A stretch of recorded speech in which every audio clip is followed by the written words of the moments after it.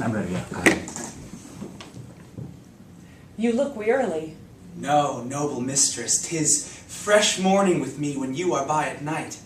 I do beseech you, chiefly that I might set it in my prayers. What is your name? Miranda. Oh, my father, I had broke your hest to say so. Admired Miranda! Indeed, the top of admiration, worth what's dearest to the world. Oh, full many a lady I have eyed with best regard, and many a time the harmony of their tongues hath into bondage brought my too diligent ear.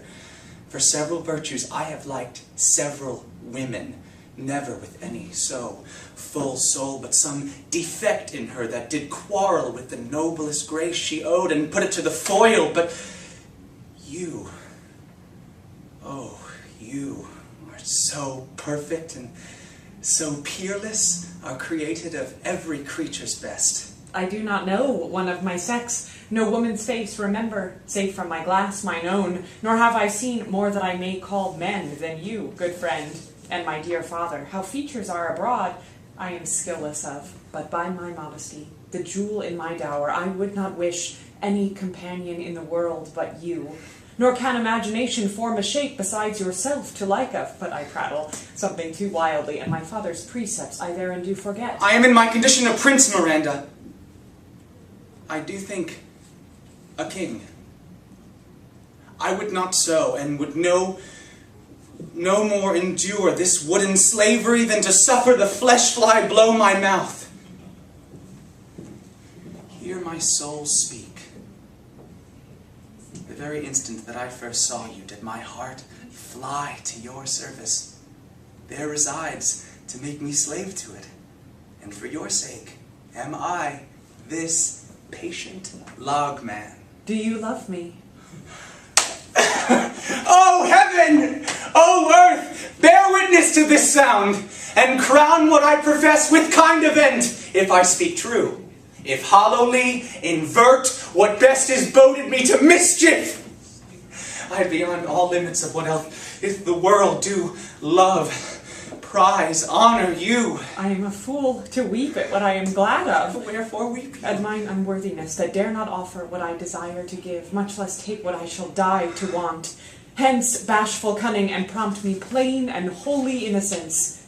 I am your wife, if you will have me. If not, I'll die your maid. To be your fellow you may deny me, but I'll be your servant, whether you will or no. My mistress dearest, and I thus humble ever. My husband then? I, with a heart as willing as bondage, heir of freedom. Here's my hand. And mine, with my heart in't. And now farewell, till half an hour hence. 1,000 thousands! Great. Good. Thank you. Let's hear the calendar.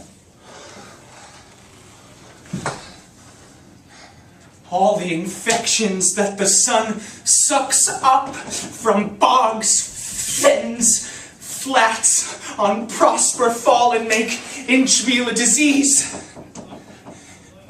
His spirits hear me, and yet I needs must curse. But they'll nor pinch, fright me with urchin shows, pinch me in the mire, nor lead me like a firebrand in the dark out of my way, unless he bid them. But for every trifle they are set upon me. Sometimes like apes that mow and chatter at me and after bite me.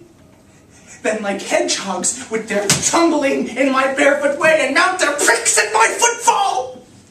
Sometimes I am all wound with adders who with cloven tongues do hiss me into madness. Lo, now, lo, here comes a spirit of his to torment me for bringing wood in slowly. I'll fall flat. Perchance he will not see me.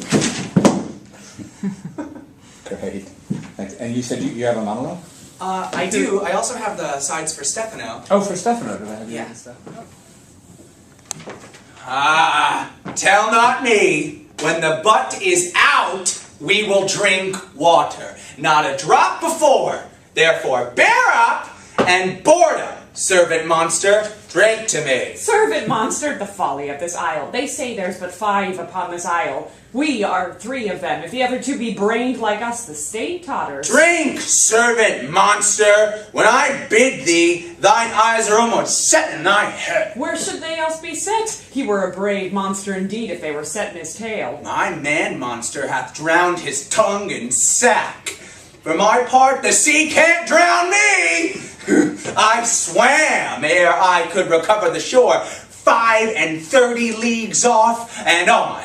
By this light, thou shalt be my lieutenant, monster, or my standard. Your lieutenant, if you list, he's no standard. Will not run, Monsieur Monster. Nor go neither, but you'll lie like dogs, and yet say nothing neither. Mooncalf, speak once in thy life, if thou beest a good mooncalf.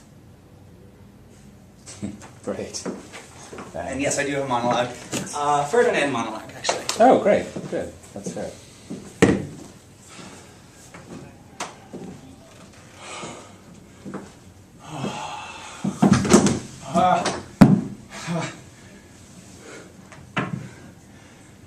There be some sports are painful, and their labor, delight in them sets off.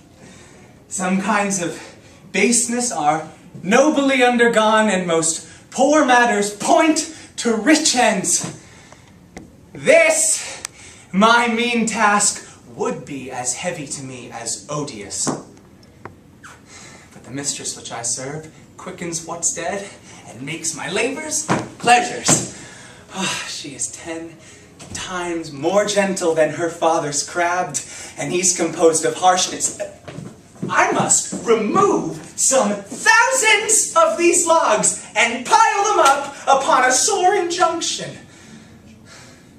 My sweet mistress weeps when she sees me work, and says, such baseness had never like executor.